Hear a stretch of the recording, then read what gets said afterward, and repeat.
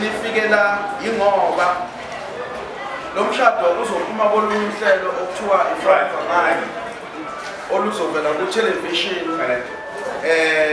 okuhlelo olusha oluyovela ku-SABC3 emva kokuba sebeqedile ukushutha bazoshutha imishado eyi-13 lo mshado ungeminye yemishado ezoshuthwa nawo-ke kubalulekile kimi ukuthi senze lento yethu yesintu ngoba khona ekushutheni lokhu kuzophinde kuqhudelwane abantu benikwa ithuba lokuthi bavote ukuthi ngoba umshado bawubona ukuthi ubuseqopheleni nasezingeni eliphezulu. Mina-ke nabantwana sinqume ukuthi okwethu sikwenze kwehluke bese kuqinisa lapha esintwini ngoba bazokwenza kwasemehholo bonke okufanayo. Manje kufika kwenu bafowethu ngithi mina sengiwinile. Umuntu nje akabonge in advance abonge ngingakakumenyezelwa ama-results ngoba phela akagodlwa ama-results enye insizwa yalokhu ade ngiphathele uhlelo izolo yake yamiswa ngokuthi ichazile ukuthi ama-results ayagodlwa sheki lapho ukhozeni. Ngakho-ke ngithi angibonge bantu bakababa futhi lokhu elikwenzile hayi kube ngiseduze wasembumbulu hayi nami ngabe ngiyazoyela impela manje inkinga kuleli lakithi kodwa siyawuzama ngathi esihlangana ngoba inhle lento eniyenzayo ngeke-ke ngande kakhulu hayi akukhokhanga mali ukuthi nifike la yingakho ngoxe nomntwana ukuthi sikhiphe inkunzi eyokuthi nje nihlatshelwe nidle ebhekene nje nani nawo kamabutho endawo kodwa ebhekene nje nani ukuthi nisukule empumpulu indlela engibonga ngayo ukuthi ngikhiphe inkomo nidle ngoba uma ningayishiyi ngokwenu nizobona ukuthi anikakayideli kumele niyophinde ngikhiphene nakudla engithi ngiyakwethula phambi kwenu ukuthi nidle nehlise nganazi iphuzo. Ngiyathemba ukuthi angifinyezanga isandla ekupheni uma ngifinyazile intuni yonke ngothatha laba bendawo bese ngibuyisa ngoba ngijabulise kakhulu enhlizweni yami. Ngiyabonga kakhulu bafowethu noma senihamba masingasabonana ngiyacela ukuthi nihambe nenkosi nisho nangenelanga ukuthi hawu nake nabo umfana wazile entabeni zasejikile ngiyathanda siyabesitha bafana babili awusini muntu awusini nduna ayina sesiyakhuluma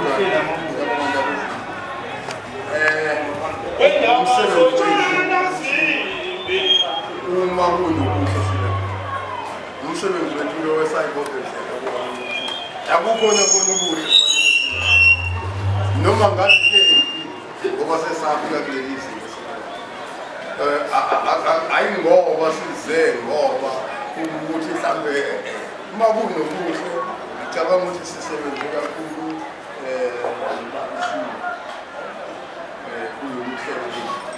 so silokuqhubeke njalo ngithi asibonge nathi amabutho sisamukaleku